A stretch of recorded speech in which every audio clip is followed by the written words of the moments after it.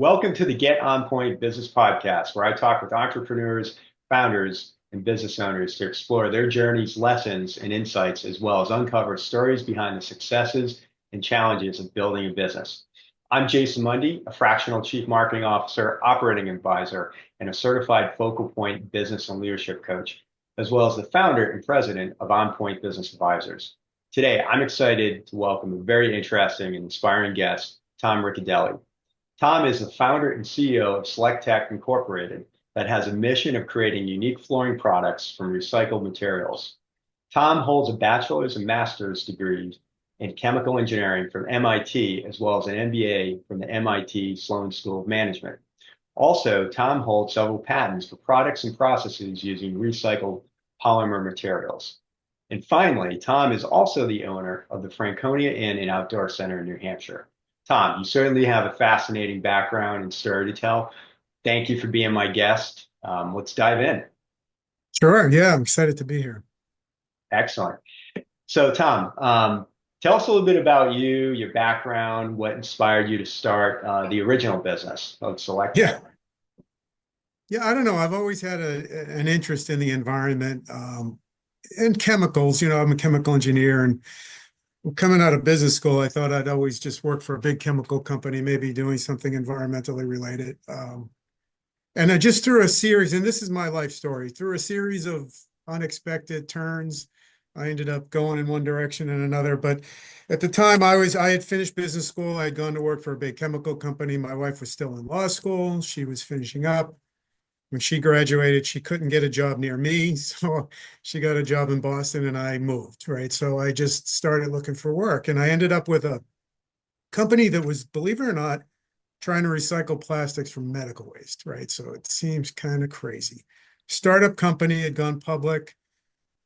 I was part of sort of the core original group that joined the firm to try to get it going. And I ended up with a guy I became good friends with there, building a factory that was, believe it or not, recovering plastics from medical waste. It was modestly successful. I don't know if it ever was going to be financially successful. And it was pretty clear that they weren't going to make it, just for different reasons. And nothing bad about it. It just is what it is in terms of market and all that. But I just had fallen in love with plastics recycling, and I decided to do something. Literally, I just had no idea what other than plastics recycling. And I had developed some friendships in the little microculture of plastics recycling, while working at the medical waste company. And I called this guy, good friend, and I said, hey, I want to start something. I have no idea what it is in plastics recycling. He said, great, come meet me for lunch. I'll tell you exactly what to do. It was hilarious. He gave me a great idea and I ran with it. So that's what got me into what we Wow. were doing. Our mission was to make things out of plastics that were hard to recycle. So that, like medical waste, right? So we wanted to be able to take those materials that weren't being recovered Mhm. in a more efficient way. And this guy connected me with a technology that would do that. And that was our mission was a little vague. I mean, other than we were going to find stuff to turn into other stuff. And then I wanted to do it, and I went after it, raised some money, and started the company. Wow, that's incredible. So, this colleague or acquaintance of yours, did he tell you specifically what to do, like what product to go make, or was it more kind of a general direction? No, he didn't. I mean, he gave me some ideas about the kinds of things that you might think about, some of the materials that were out there that no one was dealing with. Um, and from there, so those were ideas, right? And from those ideas, you kind of formulate plans, and things become more obvious as you investigate. Other things expose themselves as being good ideas, right? So you just kind of learn as you go. I always say you got to jump in the water, and even if you don't know how to swim, you'll figure it out, right? So we ended up Sure. finding or developing some basic products. We were making, I'll give you examples. We were making these planters that looked like clay, and we were using old pallet wrapping. Old pallet wrapping is really difficult to recycle because it sticks to itself and it's hard to get it pure. Our process was amenable to using stuff that wasn't completely pure. In fact, the impurities made the plastic look more like clay. So we would add colorant, and we had really a phenomenal product.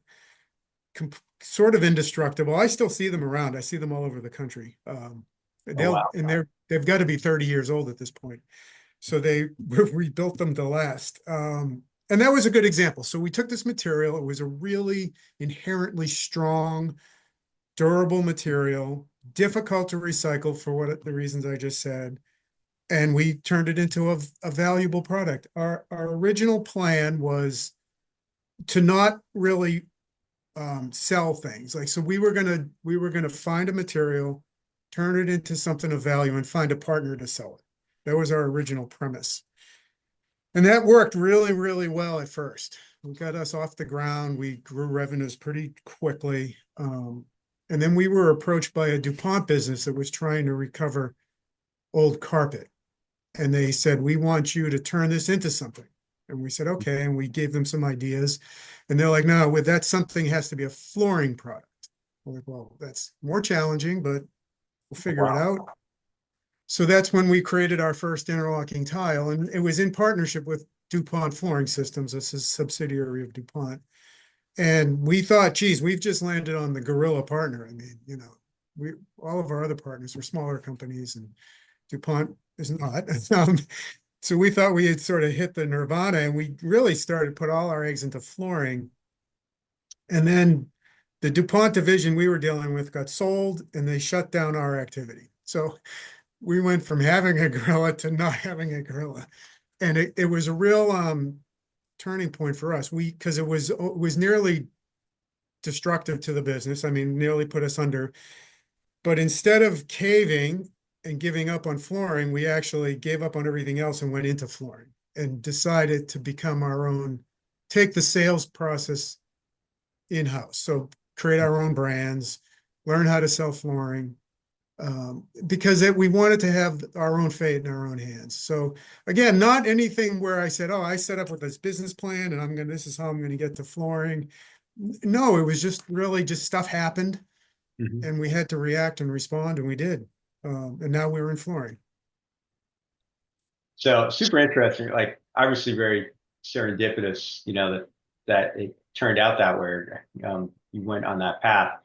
So did you ever get into the recycling of medical waste, or was that kind of the early impetus for the business, and now you kind of moved into different materials? Yeah, so no, we actually looked at a couple of opportunities in that industry, but the problem with it is nobody's collecting it except for this one company that didn't make it. So there's not really a good way to get it anymore. They had one, and we would have been able. We actually talked to them because I had started my business before they actually failed, but they were failing, and there just was no path there. So, but yeah, no, we sort of never really got any medical waste in-house. And now, I mean, we're so focused on flooring, obviously, that that's just where we're headed.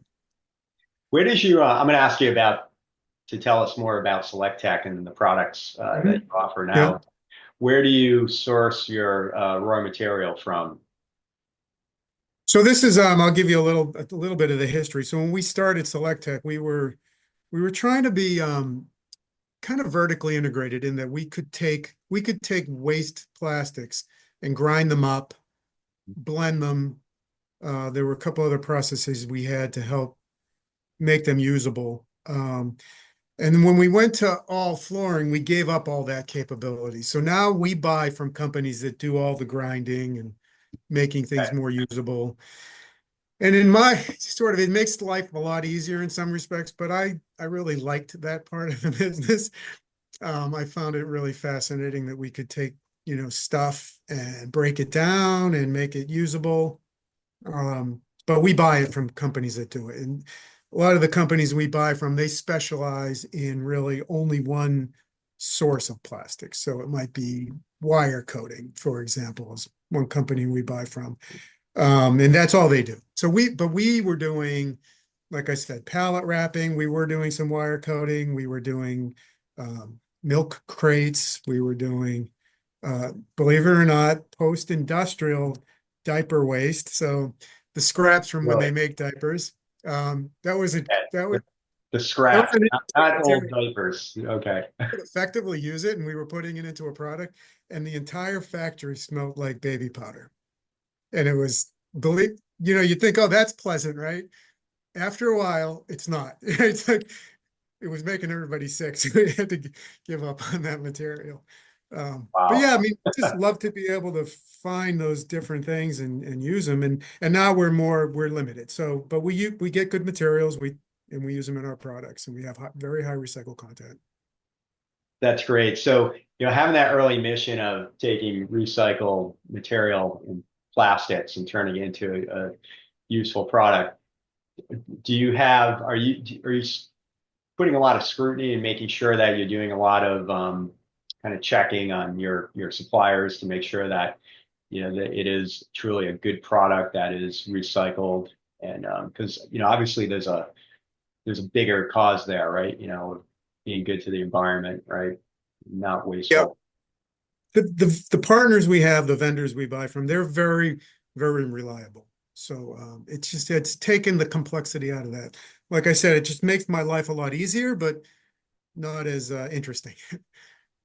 Yeah, that side of it's not complicated really for us anymore. So you're focused purely on the manufacturer of the flooring products and then Yep. and then the distribution. Can you talk a little bit about what are the products that you offer and how are they used? Yeah, so our core products are our interlocking systems. We have two now that we make. One is more industrial and one is more decorative, commercial. Both of our interlocking systems are very robust, durable, capable of being used under heavy rolling loads. So they're really so from industrial to heavy commercial use. Um, and again, made with recycled materials. The one thing about our product is because we're using consistent materials throughout the product itself, we can take them back and they're interlocking, so they're not glued to the floor. It's easy to get them back at the end of their life, grind them up, and reuse them.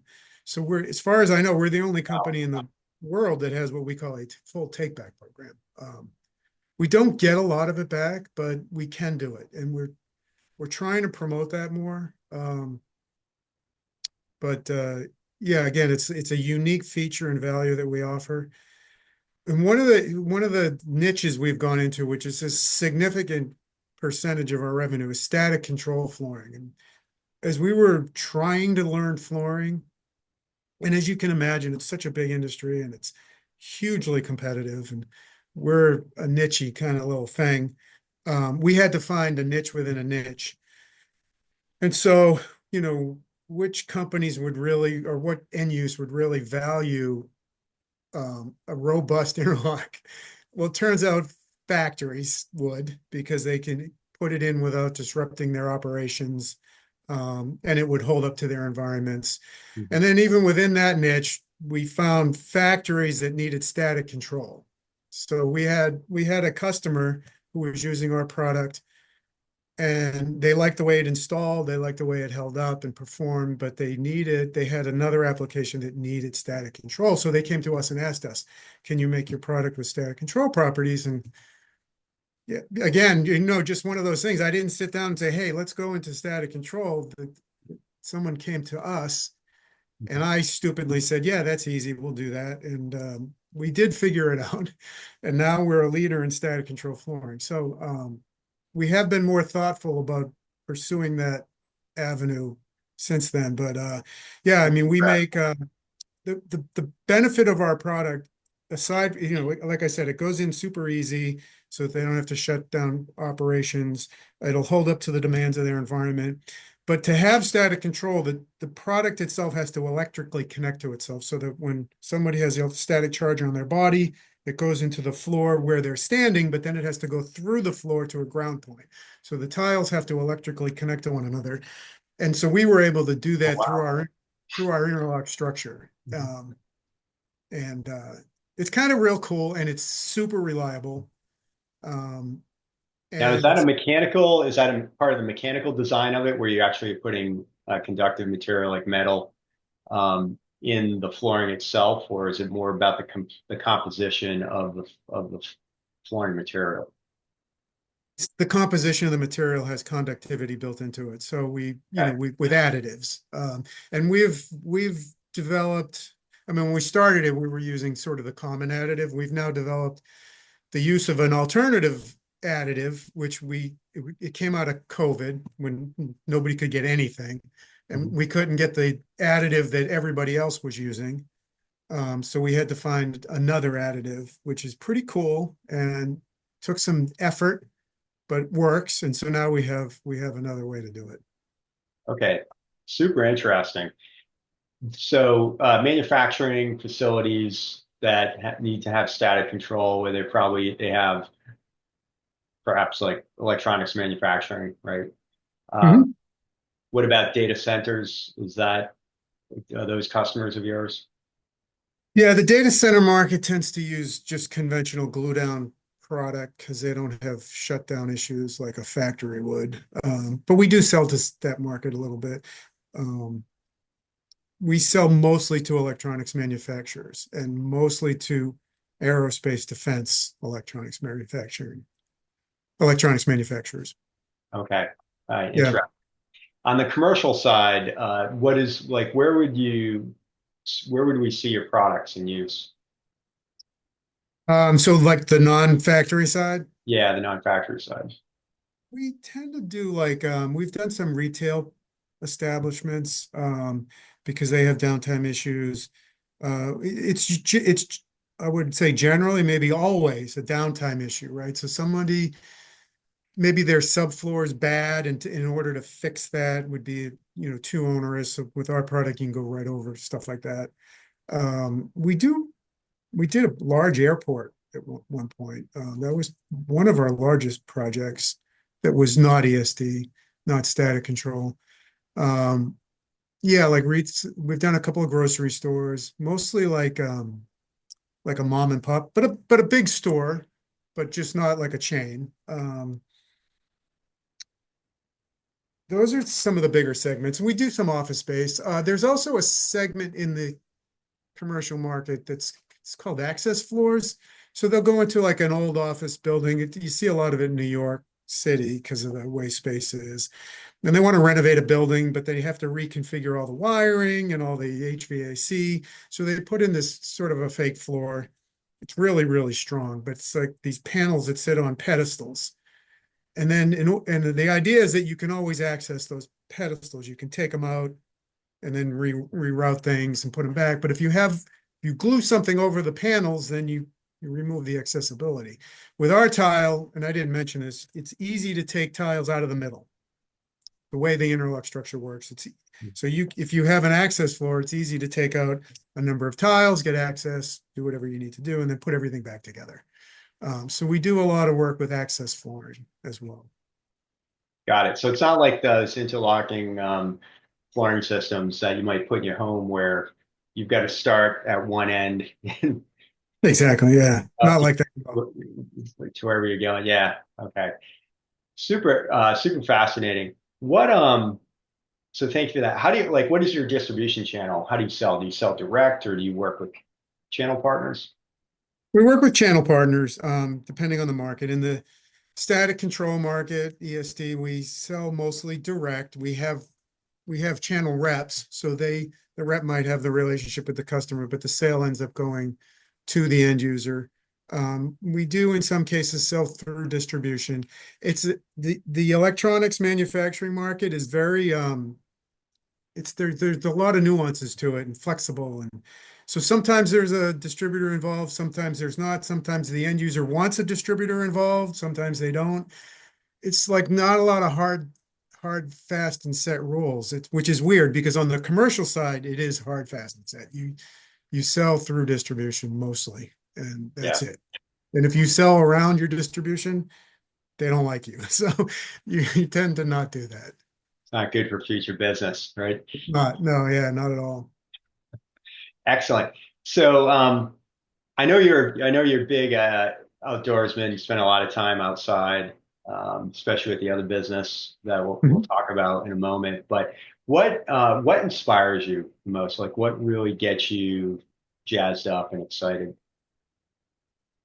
like to figure things out. I mean, I was thinking about this the other day, and even when I was at the medical waste company, I started there as a business analyst. And, I was supposed to be just crunching numbers, and it was clear that they needed to build this factory. And my friend who was responsible for that said, I think this is a big task and I could use some help, and you're an engineer. Why don't you approach the CEO and see if he'll let you help me? So I was like, yeah, I'm in, right? Let's figure this out. And when I went from being an analyst to that, I just it changed me in a way that was, I don't know, I just liked problem solving. And it was never really like, I never thought about work as work after that, ever. It was always just about getting to the answer, getting it to work right. And the medical waste factory, there was a design we were building to, but nothing worked right. And that, which is normal, right? It's R&D, it's pure startup. We were figuring out machines that were breaking, figuring out different machines that needed to be used, what wasn't, what did we need to add to this process? I mean, all of that. And it was never about like, oh, I got to go to work today. It was always about, I got to figure this out. And, if it's technical, I love it. Like last week, at the end, I had to put two windows in up really high. So like, how do you do that? I rented a lift and I'm up there with my son and we're 40 feet in the air, putting two windows in. I mean, it's just what it needed to be done. I do love like technical engineering-y things, the plastic side. I mean, like I said earlier, I'm a little disappointed that we don't have that capability that we used to have, because I used to love that, just bringing stuff in, grinding it up, seeing if we can make it work. We still do some experimentation with different materials. We're trying to keep our eyes open. I mentioned that we had to come up with an alternative static control element, Yeah. and I enjoyed that. I mean, it's on the face of it, you'd say, oh my gosh, we can't get the raw ingredient we used to always get. And I was like, all right, well, let's find another one. Let's go. Awesome. Excellent. You talked a little bit earlier on about some of the challenges you faced when you're starting a business and kind of, found your niche. But can you talk a little bit more about that? Were there any like specific challenges that you faced and how did you overcome those? You just mentioned you love solving problems and you're a problem solver at heart. The biggest challenge, which, again, our original premise was to partner with sales organizations, was becoming a sales company. And it's still our biggest challenge. It's not my inclination personally. And, everybody says, oh, the CEO is the best salesperson in the company. I'm like, that's not true. I am, I'm good at talking to people and telling them what we do and why our product is great, but I am not inherently a salesperson. So, we relied on partners. We have reps. We have people now on staff that are good at what they do. Mhm. And then on top of all that, doing it in the flooring industry has been super challenging because it is so competitive and it's dominated by multi-billion dollar companies. Um, it's just been like figuring out the chemistry of a product or the interlock structure that works. To me, that's like easy, right? I can figure it out. I can go from here to there, but figuring out how to build sales and triple them and double, it's like, oh, yeah, like I said, I still struggle with it. Yeah, I come from that side of business and Yeah. it's not, it's a little bit of science and it's a little bit of an art.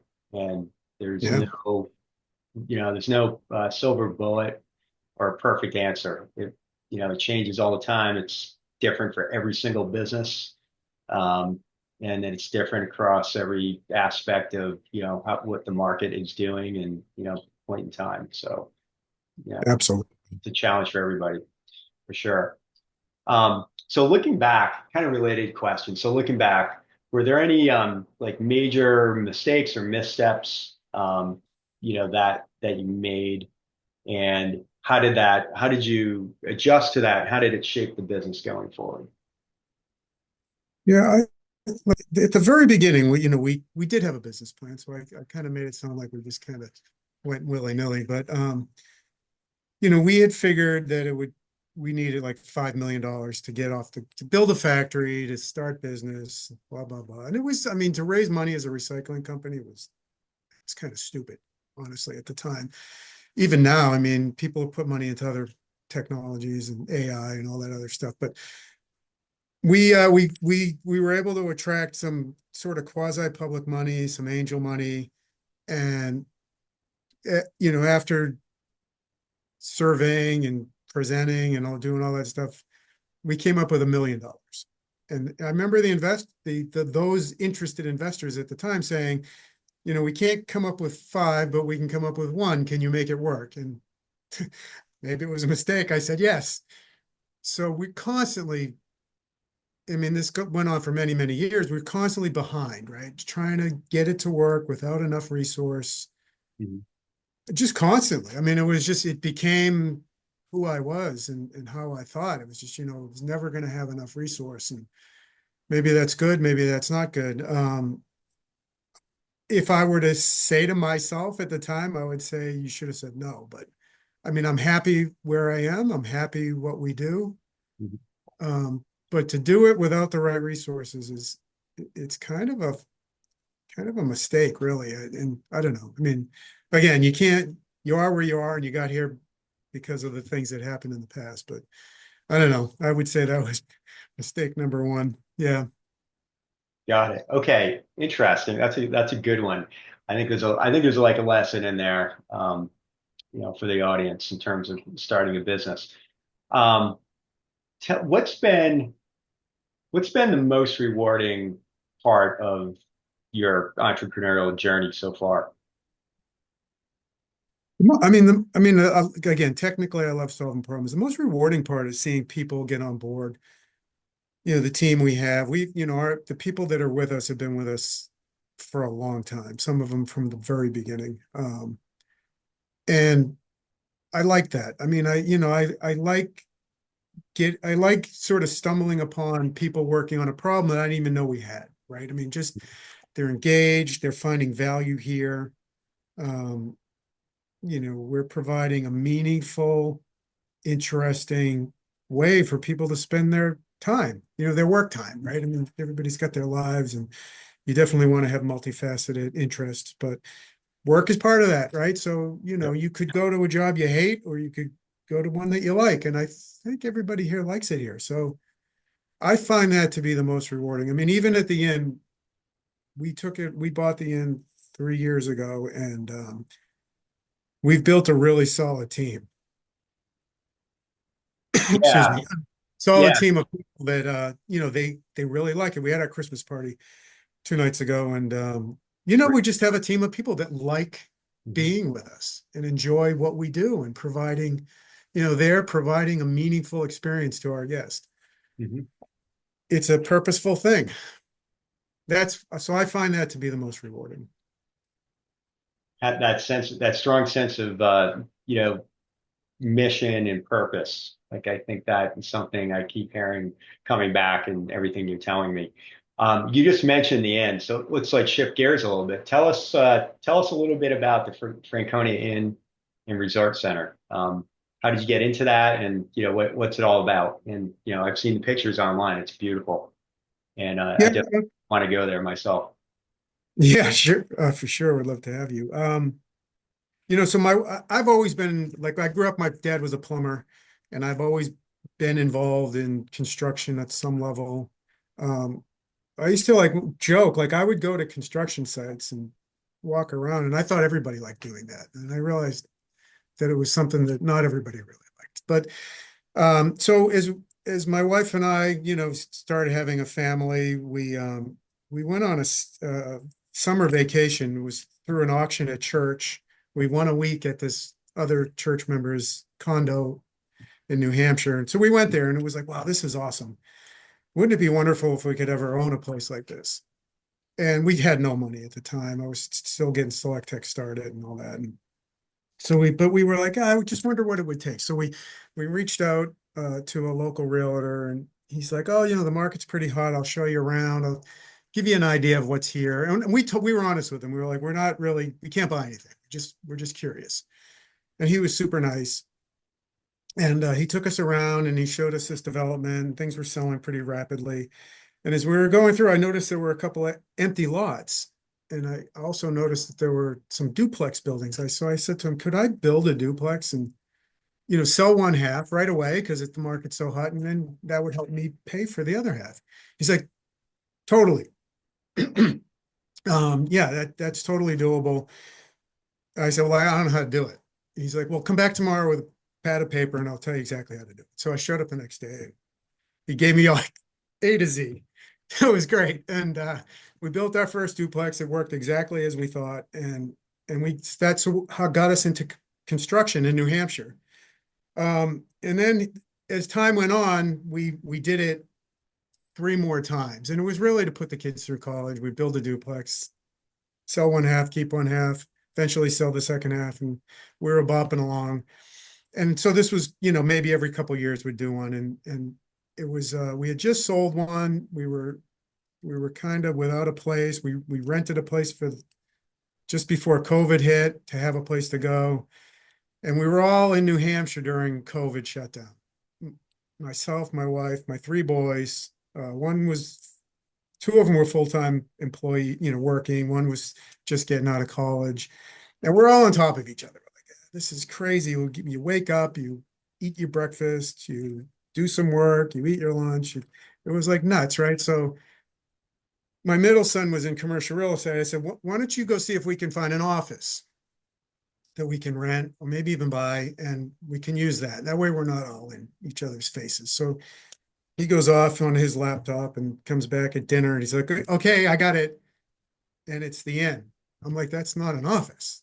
He's like, no, but it's an awesome opportunity. He had done all the financial forecasting and the analysis, and the property sort of suited us as a family because the activities were so, bountiful at the property. We have horseback riding, cross-country skiing, tennis, a pool, mountain biking, like the hiking up there is crazy.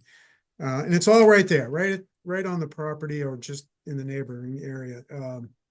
And so my wife said, I'll do it. And I'm like, this is crazy. Like, we can't do this.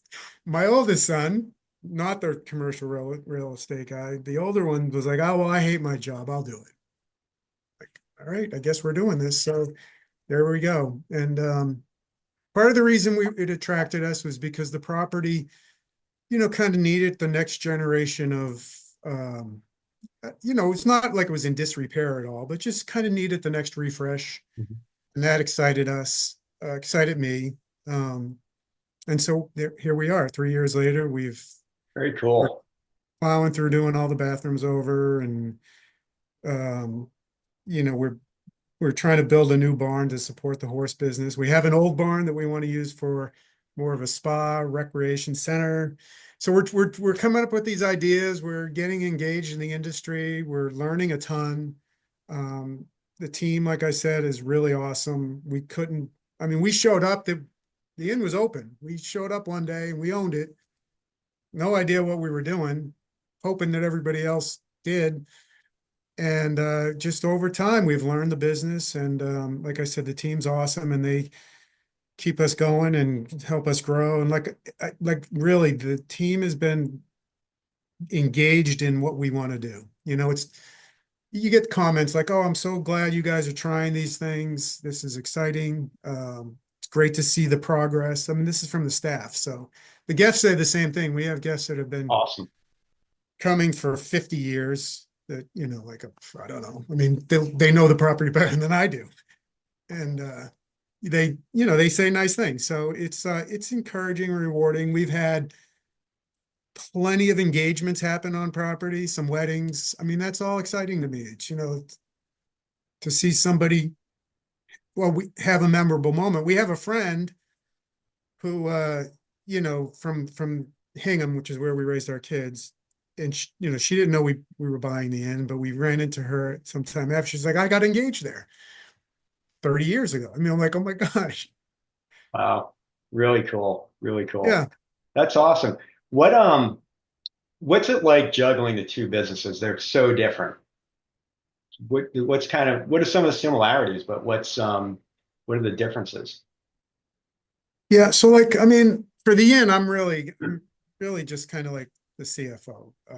I keep the books and I do our plans. When I'm in New Hampshire, I'm in New Hampshire from Friday night through Wednesday morning, typically. And we go out. It's my wife and my oldest son really own and run it.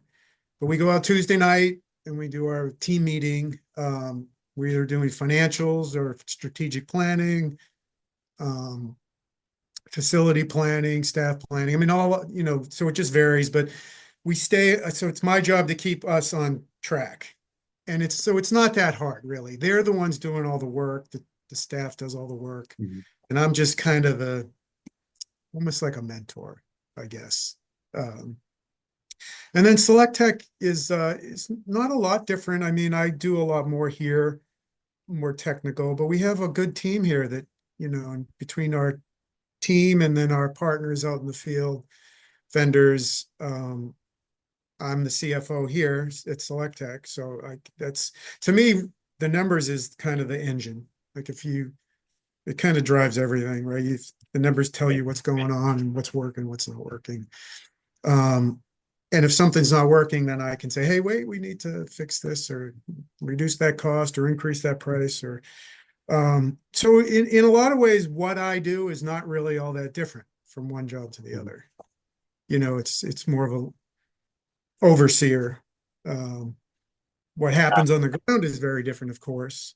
Mhm. But it's funny. Like I have these stories at either business that cross over. So you have something that you need to deal with at SelecTech, for example, and and you deal with it and you learn from it, and you're like, whoa, that actually applies to what's going on at the end, Mhm. even though it's different. But the fundamentals could be a personality issue, right? With a guest, with a vendor. Um, it could be a cultural thing that's going on in the world, right? Shortage of materials. We had to deal with it both, right? Well, I guess the supply chain crisis hit post-COVID, and we owned the inn at that point. So yeah, I mean, we had to deal with that. Um, Finding people in a tight labor market, same, right? Both sides of it. Um, yeah, so it's just really interesting to see the similarities of things that are so different.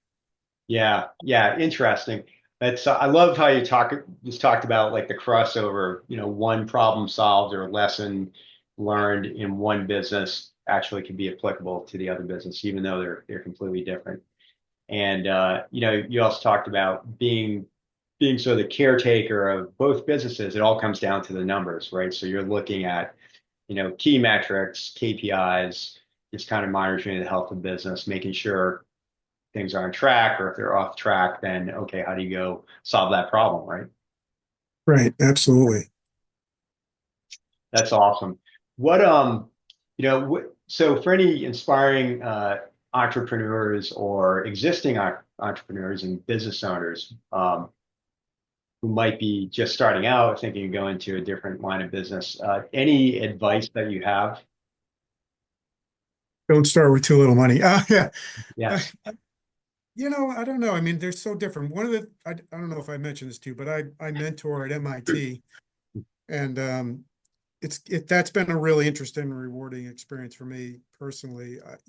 The other mentors are far more successful than I am, and we team mentor, so none of us can really screw up anybody.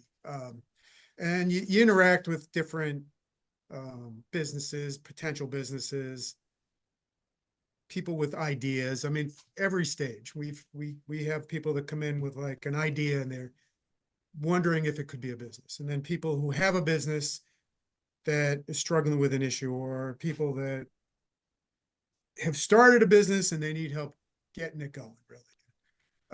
So I've seen a lot of different experiences there, and I think from that experience, I've learned that you have to really want to do it. I mean, and that sounds so obvious, and everybody talks about it. You have to be passionate about it. If And I know a lot of people that have started business, and no one has ever. I've never heard anybody say it was easy ever. That's like Yeah.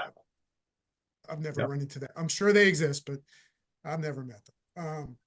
And so, I mentioned earlier that I at that medical waste company, I got to the point where I didn't think about it as a job. I thought about it as this is just something I'm trying to accomplish.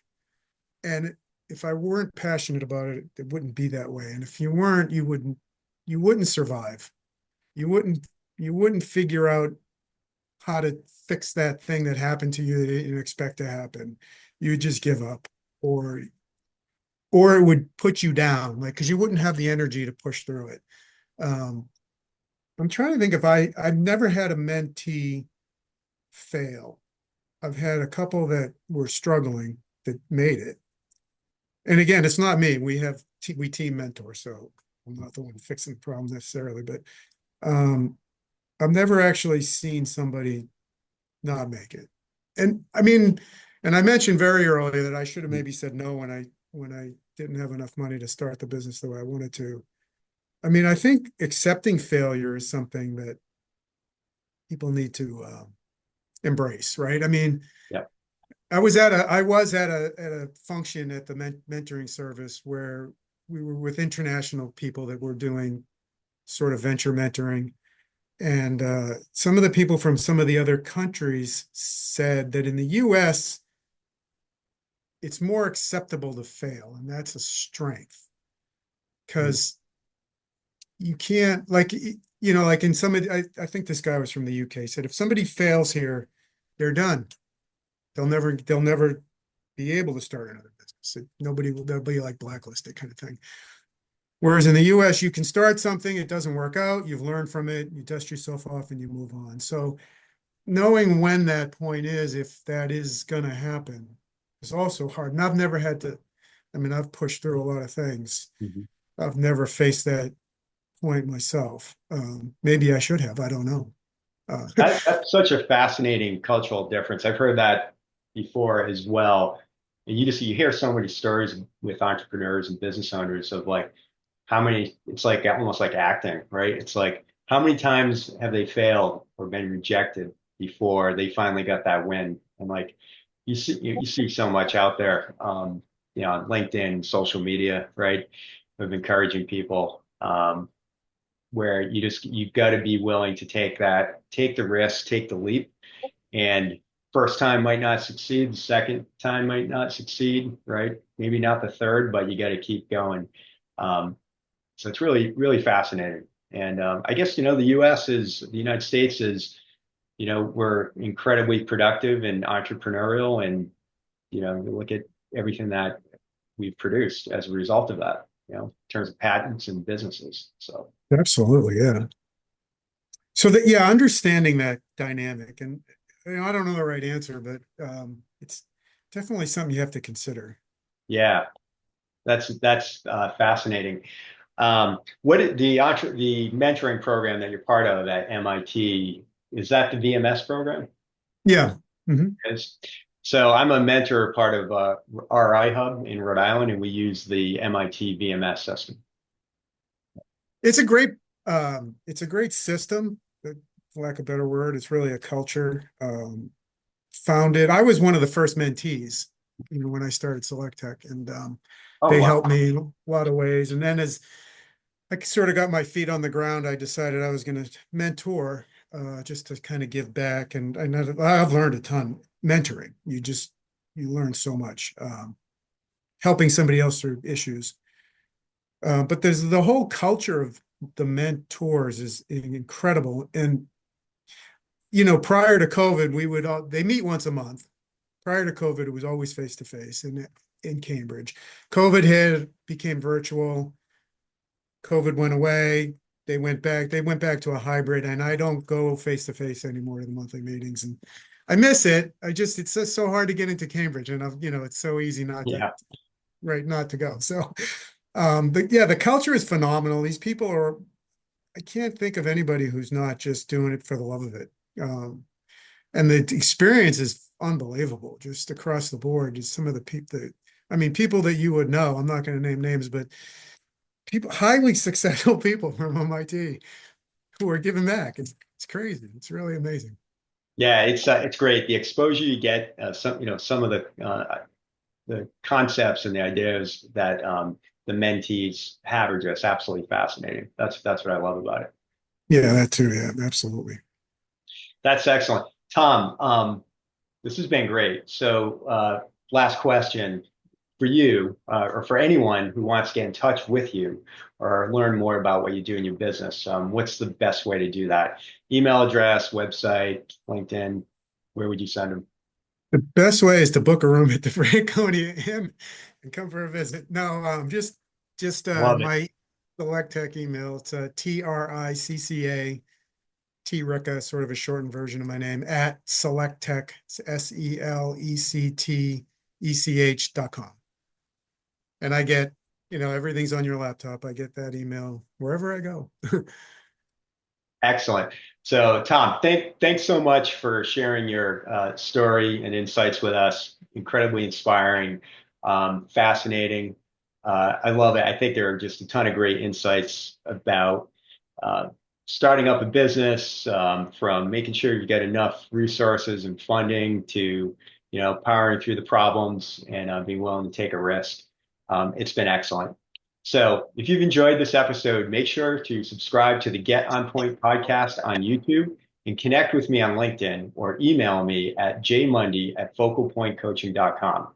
Thank you for tuning in, and remember, get on point, unlock your potential, and transform your business.